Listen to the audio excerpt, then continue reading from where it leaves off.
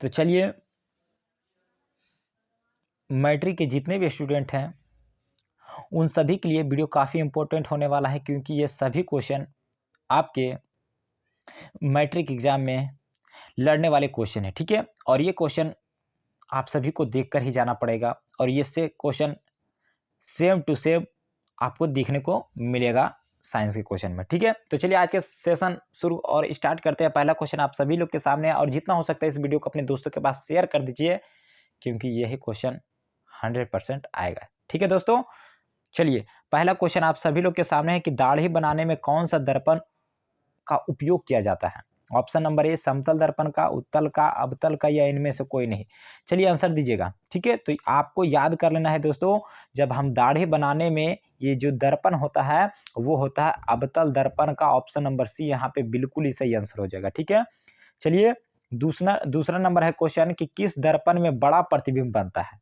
चलिए दोस्तों, आप सभी लोग बताइएगा कि कौन सा दर्पण है जिसमें बड़ा प्रतिबिंब बनता है। तो आपको याद रखना है दोस्तों, अवतल दर्पण जो होता है इसमें बड़ा प्रतिबिंब देखने को मिलता है, और समतल में बोलेगा तो बराबर प्रतिबिंब मिलता है, और बोलेगा वस्तु से छोटा प्रतिबिंब किसमें देखने को मिलता है, तो वो होता है उत्तल। ठीक है, उत्तल में छोटा, अवतल में बड़ा, समतल में बराबर। तो इसमें हमको क्वेश्चन बोला है कि बड़ा प्रतिबिंब, तो बड़ा प्रतिबिंब अवतल में हो जाएगा। ठीक है, चलिए आगे बढ़ते हैं। तीसरा नंबर क्वेश्चन है कि अवतल लेंस में आवर्धन एम बराबर क्या होता है। आपको याद रखना है कि एम बराबर भी बाई यू होता है। ठीक है, क्या होता है, भी बाई यू, जहाँ भी क्या होता है, तो आपको याद रखना ये यहाँ पे एम बराबर भी by you. Option number D यहाँ पे बिल्कुल ही सही आंसर हो जाएगा। ठीक है, चलिएगा चौथा नंबर क्वेश्चन है कि प्रकाश के किस रंग का तरंगदैर्घ्य सबसे ज्यादा होता है। ठीक है, जब किसी श्वेत प्रकाश को किसी प्रिज्म से गुजारा जाता है तो 7 रंग में विभक्त होने की घटना को ही हम लोग क्या कहते हैं, वर्ण विक्षेपण कहते हैं। और इसमें जो सबसे ज़्यादा तरंगदैर्घ्य होता है वो होता है तो लाल रंग का, और सबसे कम तरंगदैर्घ्य जो होता है वो बैंगनी का होता है। ठीक है, सबसे कम किसका होता है, बैंगनी का होता है, सबसे ज़्यादा लाल का होता है। ऑप्शन नंबर सी यहाँ पे बिल्कुल ही सही आंसर होगा। चलिए 5 नंबर क्वेश्चन है दोस्तों कि चंद्रमा पर खड़े अंतरिक्ष यात्री को आकाश कैसा प्रतीत होता है। जब कोई व्यक्ति चंद्रमा पर खड़ा रहता है और अंतरिक्ष यात्री को मतलब कैसा आकाश प्रतीत होता है, तो आपको पता होना चाहिए ये काला होता है। बहुत ही दोस्तों आप सभी कमेंट करते जाइए। ठीक है, कि आपका कितना, लास्ट में आप सभी को बताना है कि आप लोग का कितना सही गया। ठीक है, चलिए 6 नंबर है कि धारा मापने में किसका उपयोग किया जाता है। चलिए कमेंट कीजिए। ठीक है, तो धारा मापने में आपको याद रखना है एमीटर का उपयोग किया जाता है। ठीक है, धारा मापी यंत्र को एमीटर कहा जाता है। ठीक है, याद रखिएगा। चलिएगा 7 नंबर क्वेश्चन है कि प्रतिरोध का एसआई मात्रक क्या होता है। दोस्तों जल्दी से बताइएगा, प्रतिरोध का एसआई मात्रक आप सभी को पता होगा, क्योंकि आप सभी का एग्जाम बहुत ही नज़दीक आ चुका है। ठीक है, तो प्रतिरोध का एसआई मात्रक ओम होता है, और प्रतिरोधकता का एसआई मात्रक आप सभी लोग कमेंट करके हमें बताइएगा। ठीक है, प्रतिरोधकता का एसआई मात्रक क्या होता है। चलिएगा 8 नंबर क्वेश्चन है कि 1 किलोवाट घंटा किसके मतलब कितने के बराबर जूल के बराबर होता है। 1 किलोवाट घंटा, तो आपको दोस्तों याद रखना है 3.6 गुने 10⁻6 जूल के बराबर होता है। Option number C. ठीक है, यहाँ पे है कि एक विद्युत हीटर की कुंडली जिसका प्रतिरोध 55 ओम है, 220 वोल्ट के स्रोत से जो विद्युत धारा लेगी उसका मान क्या होगा। तो आपको पता है कि रेजिस्टेंस बराबर होता है V/I, जहाँ विभवांतर 220 है और प्रतिरोध कितना है जी, 55 है। ठीक है, I बराबर V/R होता है। ठीक है, इसी तो 55 से 4 मरते कटेगा जी, तो 4 ओम हो जाए, 4 एम्पियर हो जाएगा। Option number A. चलिएगा यहाँ पे 10 नंबर है कि किसी कुंडली का प्रतिरोध ज्ञात करने का जो सूत्र होता है वो क्या होता है। तो रेजिस्टेंस बराबर क्या होता है, अभी बताएं, रेजिस्टेंस बराबर V/I। ऑप्शन नंबर सी यहाँ पे बिल्कुल ही सही आंसर होगा। चलिएगा डायनेमो से किस प्रकार की धारा प्राप्त की जाती है। दोस्तों तो याद रखिएगा, डायनेमो से जो धारा प्राप्त किया जाता है वो दिष्ट और प्रत्यावर्ती दोनों प्रकार की होती है। ऑप्शन नंबर सी यहाँ पे बिल्कुल ही सही आंसर होगा।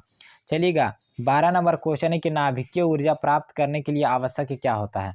तो नाभिकीय ऊर्जा प्राप्त करने के लिए हमें यूरेनियम का आवश्यकता होता है। ऑप्शन नंबर सी यहाँ पे बिल्कुल ही सही आंसर है। जल्दी जल्दी आप लोग बताइए। चलिए निम्नलिखित में से कौन नवीकरणीय ऊर्जा, नवीकरणीय कहने का मतलब होता है जो कभी भी समाप्त नहीं हो। ठीक है, तो यहाँ पे याद रखिएगा पवन चक्की कभी भी समाप्त नहीं होगा। ऑप्शन नंबर ए यहाँ पे बिल्कुल ही सही आंसर होगा। देखिए 14 नंबर क्वेश्चन है, एक मिनट दोस्तों, नीचे दी गई अभिक्रिया में कौन सा कथन सही है। कॉपर ऑक्सीजन के साथ जुड़ गया है, तो ऑक्सीजन का जुड़ना, ठीक है, क्या होगा जी, ऑक्सीकरण होगा। ठीक है, ऑक्सीकरण होगा। Option number A. Nitrogen dioxide N2O का धुएं का रंग कैसा होता है।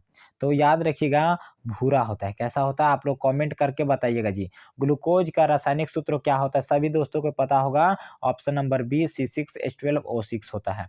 ठीक है, दूध से दही बनने में कौन सी क्रिया होती है। दोस्तों आप सभी लोग बताइएगा। तो ये आप सभी को पता होगा किण्वन की प्रक्रिया होता है। 18 नंबर क्वेश्चन है, हमारा शरीर पीएच के कितने प्रास के बीच कार्य करता है। तो आपको पता होना चाहिए 7.0 से 7.8 के बीच कार्य करता है। चलिए निम्नांकित में कौन उपधातु है। तो देखिए यहाँ ऑप्शन नंबर डी SB। ठीक है, यहाँ पे क्या होगा, ये उपधातु होगा। निकेल धातु, कॉपर भी धातु है, लोहा भी धातु, लेकिन SB क्या, ये उपधातु है। 20 नंबर क्वेश्चन है, स्टेनलेस स्टील किसका मिश्र धातु होता है। तो ये किसका होता है जी, स्टेनलेस स्टील किसका, टीन का मिश्र धातु होता है। सॉरी दोस्तों, ठीक है, स्टेनलेस स्टील लोहा का मिश्र धातु होता है। ठीक है, देख लीजिएगा। शुद्ध सोना कितने कैरेट का होता है। तो आप सभी को पता होगा 24 कैरेट का। फुलेरिन अपरूप है, किसका है जी, तो ये कार्बन का अपरूप होता है दोस्तों। चलिएगा 23 नंबर है कि CnH2n+2 किसका सामान्य सूत्र होता है। तो ये होता है एल्केन का। ठीक है, एल्कीन का क्या होता है, CnH2n होता है। ठीक है, याद रखिएगा। चलिएगा बेंजीन का अनुसूत्र क्या होता है। तो C6H6।